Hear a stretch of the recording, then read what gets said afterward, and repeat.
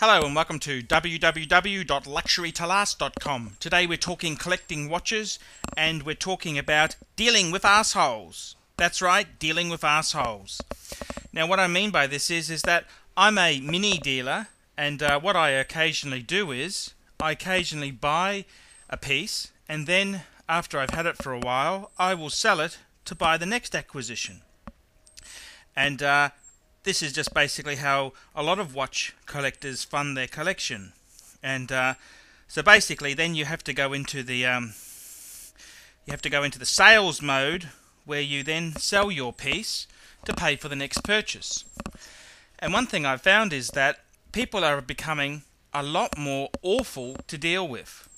And I'll explain what I mean by that. I remember many years ago I was selling stuff, and people were quite respectful. They were really nice to deal with. They wanted to know about the hobby. They wanted to know about watches. Oh yeah, what do you collect? What do you... And it was really quite fun. Now I find post-global financial crisis, post-GFC, and people are absolute shits to deal with. I mean, I've never struck so many fucking awful people in my life. And people think just because I'm selling a piece, I'm destitute, I'm short of money, I need to sell it at any cost. And it just really is quite amazing. And I'll give you an example. One of the things that really stopped me dealing in watches, and I would say now, if someone said to me, would I sell this watch or sell that watch, I'd say no, it's not for sale. I collect them because I love them. I had a person came to me and said, I love your Patek Philippe. I said, okay, the price on that there I want cost plus $1,000. Okay, because I had another watch I wanted to buy. Okay, so I said to him, look, cost plus $1,000. No, he starts haggling, lowballing.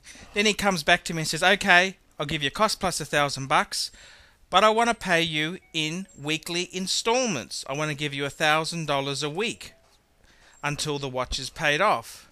And I said to him, okay, that's fine, but you don't get the watch until you've paid it off. No, he wants the watch now. I said, well, you'd need to offer some security. So he comes up with this gold Corum on my Patek. I mean, how the fuck can you put a Corum in the same class as my white gold Patek? I said, you got to be fucking joking. I said, I don't want shit. I don't want shit to I'm not going to take shit for my beautiful Patek. I said, if you want to buy it, I'll let you pay me $6.5 cash, and I want $1,000 a week, and I want security. And the deal just fell apart. Another customer I had, and this is actually a pre-GFC customer. This is about 10 years ago. I was selling my 18238 with factory diamond dial, and it was a beautiful watch. And I said to him, this is the price. He starts lowballing, and after some negotiations, I just turned around and said to him, I said, look, I don't fucking like dealing with you. You're an awful person. I don't want to sell it. I don't care about whatever price you want to pay for it. It's not for sale. I just said, I just don't like you. I don't like you. I don't like dealing with you. And just forget it. And it's quite interesting that people can be so awful when you're selling things. I mean, I only sell pieces to buy the next piece. I don't sell pieces because I'm fucking into dealing with complete pricks. I had another person who was actually a friend. I became friends through selling watches, and He was a lovely guy. I really liked him. He's really cool. But, you know, he just couldn't handle the truth. I said to him, you know, I can't ever sell you a piece because you're an asshole to deal with. I said, I love you as a friend. You're a great friend and I really enjoy talking to you. But there's no way in the world I can sell a thing to you because you're as tight as a fish's asshole. And he got really offended, and that was the end of the friendship. I said, well, I'm just being honest with you, for God's sake. You're a nice guy. I really love you as a friend, but I really can't stand to sell anything to you. I'm not that desperate, and I could never sell anything to you because whatever I had, even if I sold it at cost, it'd be too high for you. You want to steal it off me. And, you know, that's quite a sad reflection. I recently was trying to sell, this was on, what I often do is when I list things on eBay, I have photos of my collections, and I do that not because I'm trying to sell other pieces, but because I like to establish my credibility as a serious watch collector. And I had someone said to me, "Hey, I'm really interested in your Amiga Speedmaster. That's my man on the moon with the 861 movement." And I said, "Okay, well that's great. We just so happens that we're in the same city. That's good." And I said, "And what sort of money did you want to pay? Because there's no point me taking it out of my bank safe if you want to pay $1,000, and you know, I want to establish what sort of price range we're in." And he was a real prick to deal with. He's chewing and, "Oh no, I wouldn't pay more than $1,000." I said, "Well, don't waste my fucking time."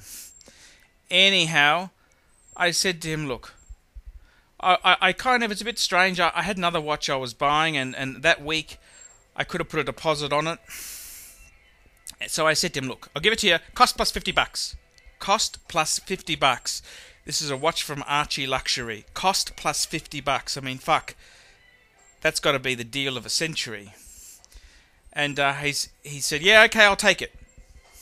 And then he fucks me around on the pickup. I said, "And what day do you want it?" "Oh, I'm not sure. I'm really busy at work." I said, "Well, mate, I'm making $50. I haven't got time to fuck around. You either want it or you don't want it. I don't want to be fucking on the never never." And he just turned into such a prick. And I don't know what it is. Why is it that people these days who are buying things think they can be absolute assholes and get away with it? I just said to him, "Just fuck off. I don't want to sell to you. I don't care what price you pay. Just fuck off." And that's the whole thing. Sometimes, as the seller, we're always so keen to provide good service to the customer, when what we should be saying to the customer is, "Fuck off. Fucking go and buy it somewhere else. Just fucking leave me alone." And I think that's a very important lesson to learn, is that some people are cunts, and you can't ever fucking deal with them. So don't sell to complete arseholes. Thanks for watching this video, and don't forget to come to my website, www.luxurytolast.com. Thank you.